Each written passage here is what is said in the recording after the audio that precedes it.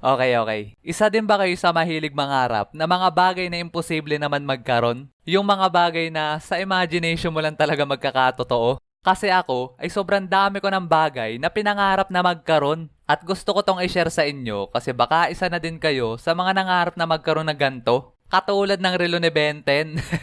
Isa na din ba kayo sa nangarap na magkaroon nito? Kasi nung bata pa ako, sa kaadikan ko sa panonood ng Ben 10, ay gustong gusto kong magkaroon netong Omnitrix. Kasi para sa akin dati, ay magiging madali ang buhay pag nagkaroon ako ng ganto. Pag may gusto nga ako nung buhatin na mabigat na bagay, ay ini-imagine ko na sana may ganun ako.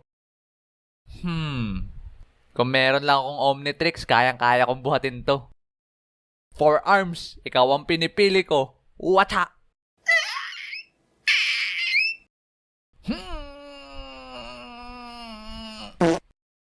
Kahit nga sa tuwing nakikipaglaro ako ng habol-habulan, ay yung pa din ang ini-imagine ko.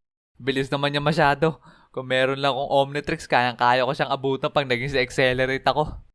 Pinangarap ko na nga din dati na sana magkaroon ako ng superpowers na kaya mag-refill ng mga bagay na naubusan na ng laman. Yung tipong ang sarap ng kain ko ng Nova tapos hindi ko namamalayan ay dadalawang piraso na lang pala yung laman. Pero gusto ko pa kasi bitin. Kaso ang problema ay wala na akong pera.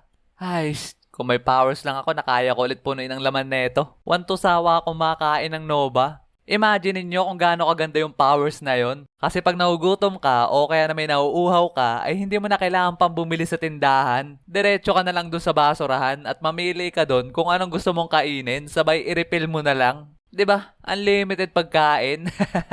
Pero kung unlimited lang din naman ang pag-uusapan, isa na din ba kayo sa nangarap na magkaroon ng unlimited na pera? Kasi pinangarap ko to dati nung nag-iipon ako ng pera pambili ng cellphone. As in araw-araw ko nagtitipid sa baon ko para makaipon lang. Kaya pinangarap ko nun na sana meron akong wallet na hindi nauubusan ng laman. Yung laging may laman na 1,000. At pag kinuha mo ay magkakaroon ulit ng panibagong 1,000. Wow, amazing! Makakalimutin din ba kayo katulad ko? Ako kasi ay madalas ko makalimutan yung mga gamit ko kung saan ko nalagay. At pag nangyayari yun sa akin ay lagi kong hinihiling na sana meron akong salamin na kaya mag-scan ng paligid ko. Yung kaya agad makita kung nasan yung hinahanap ko. Imagine niyo kung gaano kadaming oras masisave nyo kung meron kayong ganun. Yung tipong malilate ka na sa school pero saglitan mo na lang mahanap yung kabiak ng medyas mo. O kaya naman pag natagtag to sa yung earphones. Lagi pa naman akong hirap na hirap maghanap na itong earbuds na to pag natatagtag. Kailan pa ba may imbento yung salamin na makikita agad yung hinahanap mo?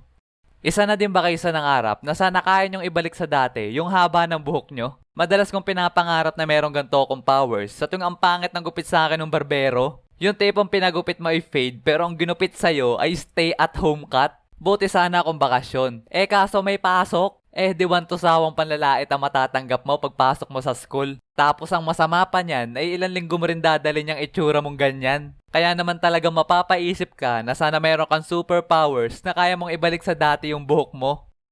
Di na talaga ako magpapagupit dun. So, yun muna mga repa. Kayo, ano-ano mga pangarap nyo na magkaroon na imposible naman magkatotoo? Abay, share nyo naman yan dyan sa baba. Kasi ako ay marami pang ikikwento sa inyo. Kaya kita-kits na lang sa part 2. Kaya wag nyo kakalimutan na mag-like and subscribe. At pindutin nyo na rin yung bell notification na yan para updated kayo sa ating mga padating pang animation. So, yun lang. Kita-kits sa ating next video. Peace!